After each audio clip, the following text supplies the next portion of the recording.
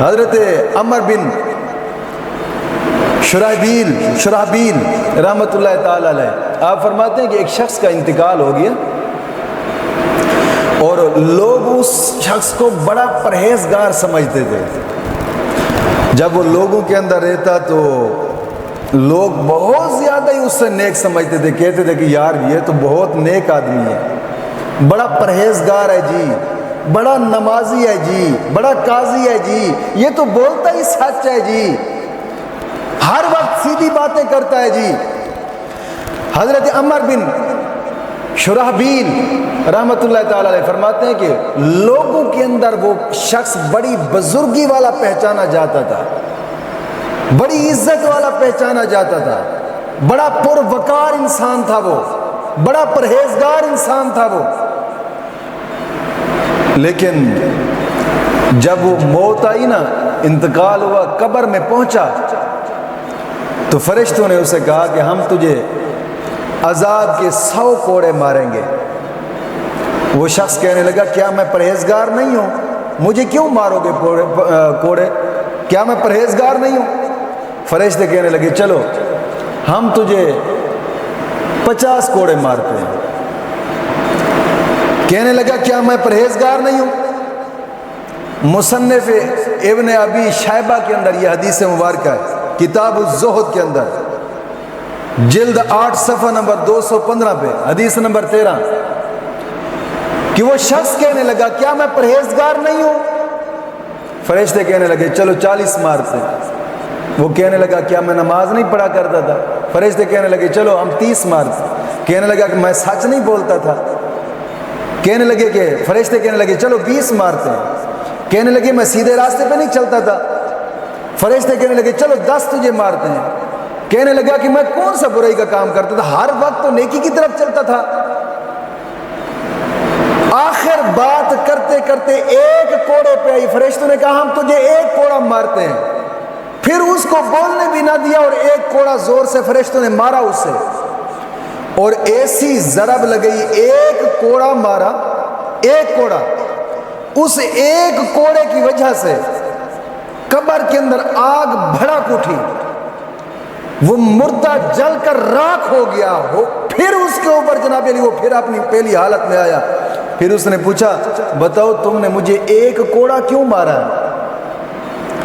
فرشتوں نے کہا کہ تجھے کوڑا اس لیے 1 مارا, ایک دن تو نے نماز بغیر وضو کے پڑھی تھی, پوری زندگی نیکیاں کرتا رہا, ایک دن نماز بغیر وضو کے پڑھی, 1 دن. اور دوسری غلطی کیا بتائی فرشتوں نے؟ دوسرا فرشتوں نے کہا کہ ایک دن مظلوم شخص تھا, مظلوم, تیرے پاس طاقت تھی, طاقت ہونے کے باوجود بھی تو نے مظلوم کی مدد نہیں کی تھی. ان 2 وجوہات سے تجھے ہم نے جناب علی کوڑا مارا. 1 کوڑا مارا, مردہ جل کر راکھ ہو گیا, قبر کے اندر آگ بھڑک اٹھی.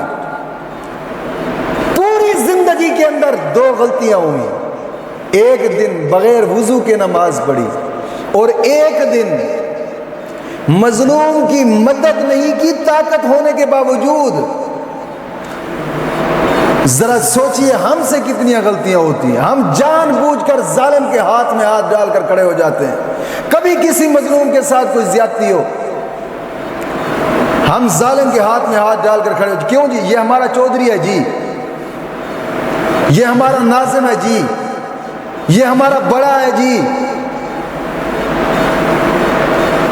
غریب پر ظلم ہو رہا ہوتا ہے, ہم ہاتھ در ہاتھ, کڑی در کڑی ہاتھ ملا کر ظالم کے ساتھ کھڑے ہوتے ہیں. کتنی مرتبہ ہم نے ظلم کیا ہے مظلوموں پر, اور کتنے دن زندگی میں ہم جناب علی بے پاک رہے, ناپاک رہے, نمازیں تک نہیں پڑھی.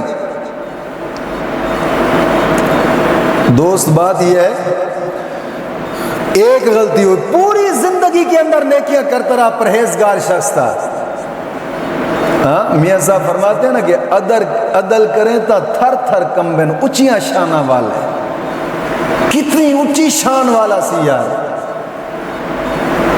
جہدے کول زندگی دے وچ صرف 2 غلطیاں ہوئیاں نے، عدل کرے تے تھر تھر کمبن، اچیاں شانہ والے،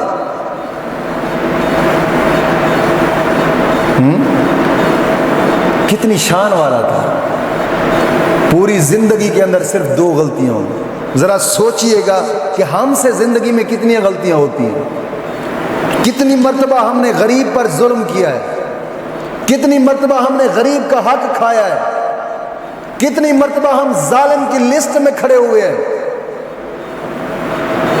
کتنی مرتبہ ہم نے جان بوجھ کر نمازوں کو قضا کیا ہے۔ ذرا سوچئے گا، ذہن کے اندر سوچنے والی بات ہے۔ اس کا عدل ہے، اس کا ایک قانون ہے، اس کا قانون برحق ہے، نبی کے علاوہ ہر کسی کے لیے ہوتا ہے۔